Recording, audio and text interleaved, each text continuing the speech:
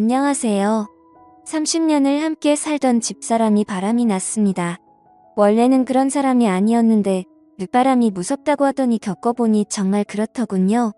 바람이 나니까 눈에 아무것도 보이지 않고 주변에서 누가 뭐라고 해도 듣지 않았습니다.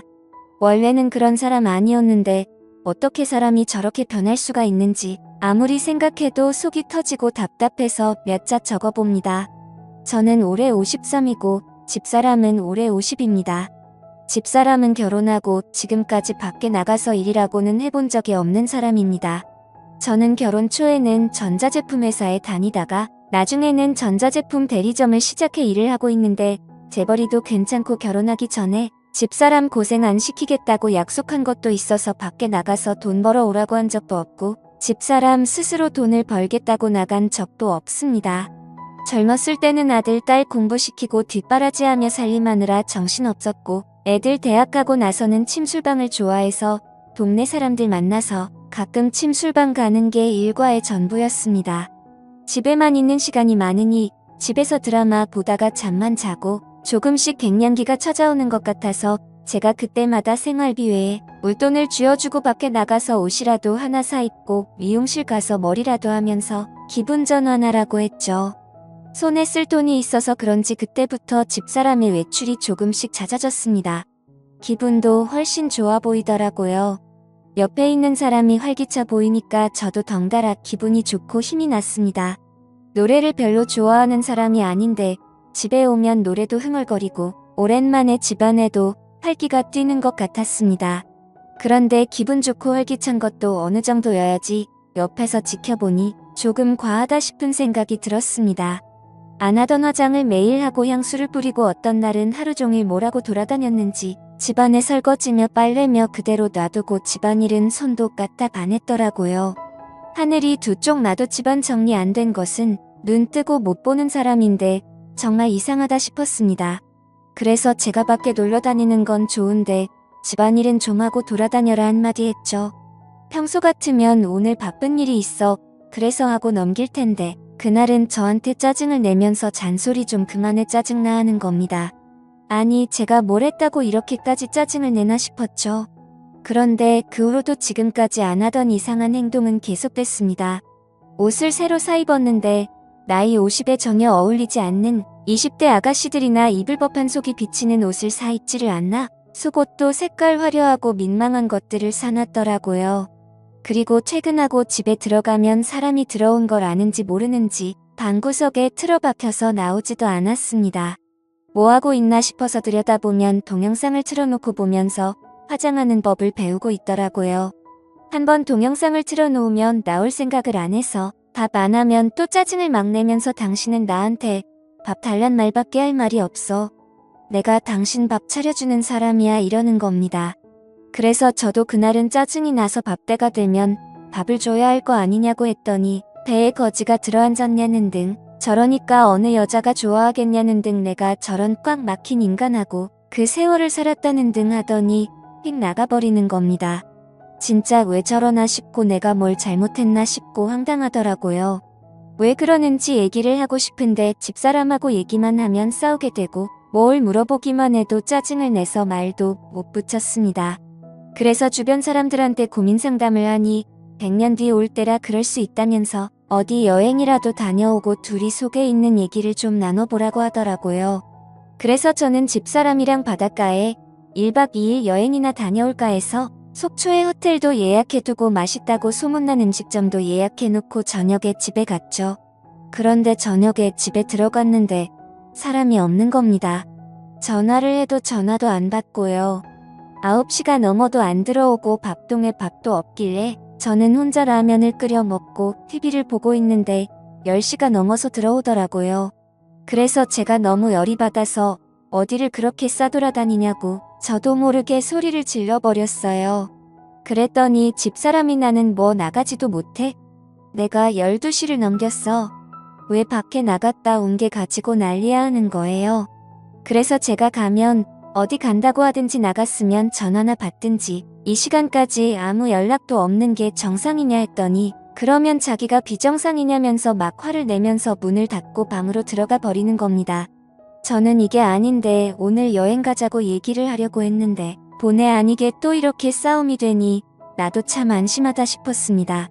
그래서 저는 마음을 좀 진정시키고 집사람이 있는 방으로 들어갔습니다. 제가 들어가니까 전화를 하다가 급하게 끊더니 왜 소리도 없이 들어와서 전화하는 걸 엿듣냐고 하더라고요. 그래서 제가 그런 게 아니다.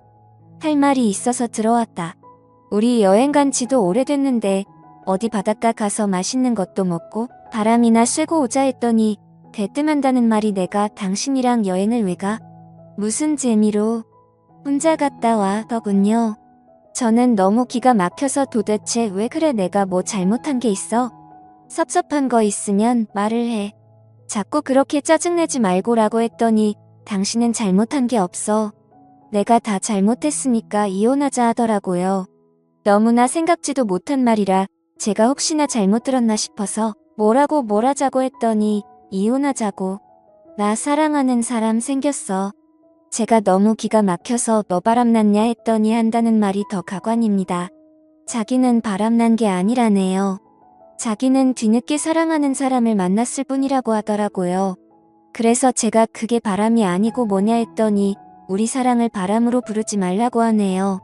하참 이 정도면 미쳐도 단단히 미친 거 아닙니까?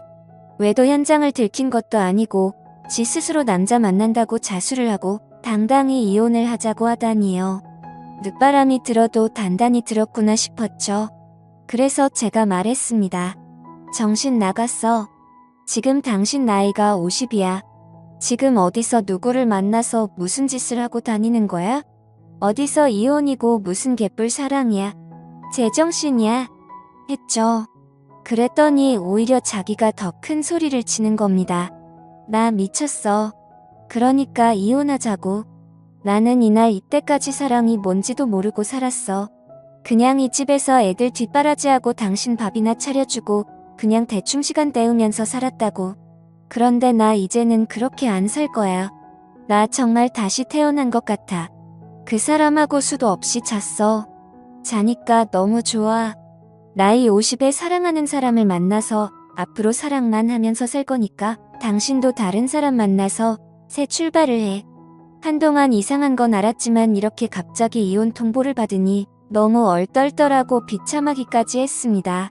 제가 외도를 한 것도 아니고 제가 돈을 안 벌어준 것도 아니고 나한테 도대체 왜 이러나 싶었죠. 저는 집사람이 무슨 우울증이 있어서 그러나 싶어서 붙들고 얘기를 해봤습니다. 그런데 돌아오는 얘기는 똑같더라고요. 자기는 사랑하는 사람이 생겼고 자기는 앞으로 사랑하는 사람하고 살 거라고요. 그러니 자기는 떠날 거라고요. 그래서 제가 도대체 그 인간이 누구냐고 물었죠. 어쩌다 그 인간 꼬임에 넘어갔냐고요. 그랬더니 저보고 함부로 말하지 말라면서 그런 얘기 들을 사람 아니라고 하대요. 내가 사랑하는 사람을 당신이 알 필요 없지 않냐고요. 저는 너무 기가 막혔습니다. 애들한테도 전화를 해서 니네 엄마가 이상하니 니네 엄마하고 얘기 좀 해봐라 했죠. 그런데 애들한테도 똑같은 말을 한 모양이더라고요. 니네도 이제 다 키웠으니 자기도 이제 자기 인생 살 거라고요. 저는 도대체 누구를 만나고 다니기에 저렇게 정신을 못 차리나 싶어서 며칠도 안 하고 집사람 뒤를 따라다녀 봤어요. 그런데 의외로 매일 만나는 건 아닌 것 같았어요. 제가 집사람 뒤를 밟은 지 3일째 오후 1시 조금 넘었을 때였어요. 집사람이 누군가를 기다리고 있는데 차가 집사람 앞에 멈춰서더니 집사람을 태우고 가는 거예요. 저도 따라갔죠. 그 차는 시내에서 멀리 떨어진 모텔로 들어가더라고요. 저도 따라 들어갔어요. 그리고 차에서 내리는 두 사람을 봤는데 제 눈으로 보고도 믿지 못하겠더라고요. 나이가 20대 중반쯤 됐을까요?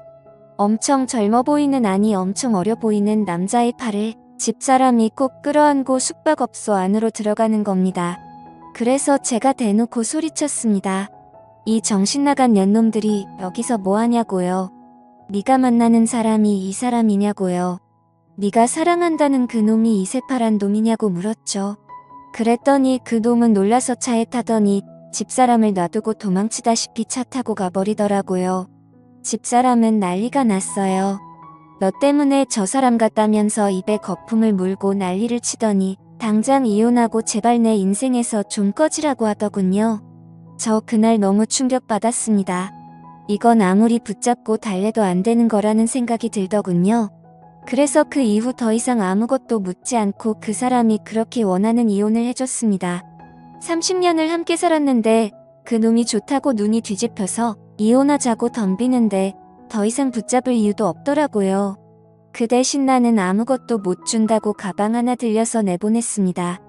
내가 위자료를 요구 안 하는 것만으로도 감사한 줄 알라고요. 평온하던 집안이 난리가 나고 30년 결혼 생활이 그렇게 끝이 났습니다. 이혼한 사람이 어떻게 사는지 알고 싶지도 않고 궁금하지 않아서 전화번호도 바꿔버렸습니다. 애들한테도 엄마 소식 전하지 말라고 하고 집도 이사했습니다. 그렇게 3개월쯤 지났을까요? 일 마치고 집에 들어가려고 하는데 가게 앞에서 누가 서 있는 겁니다. 누군가 싶어보니 이혼한 그 여자더군요. 저는 상대도 하기 싫어서 그냥 모른 척 지나쳤습니다. 그랬더니 갑자기 저를 붙잡고 미안하다고 잘못했다고 하는 겁니다. 제가 팔을 있는 힘껏 뿌리치고 여기가 어디라고 찾아왔냐고 당장 내 눈앞에서 사라지라고 했습니다. 그랬더니 무릎을 꿇고 싹싹 빌더라고요. 자기가 죽을 죄를 지었으니 한 번만 용서해달라고요. 그러면 평생 당신만 쳐다보며 살겠다고요. 저 그 소리 듣는데 소름이 끼쳤습니다. 그렇게 자기를 놔달라고 할 때는 언제고 지금 와서 저만 쳐다보겠다니요. 제가 얘기했습니다. 조용히 사라지든지 경찰 와서 가든지 내가 선택하라고요. 내가 인간이고 생각이 있으면 지난 일 내가 했던 것을 생각해보라고요.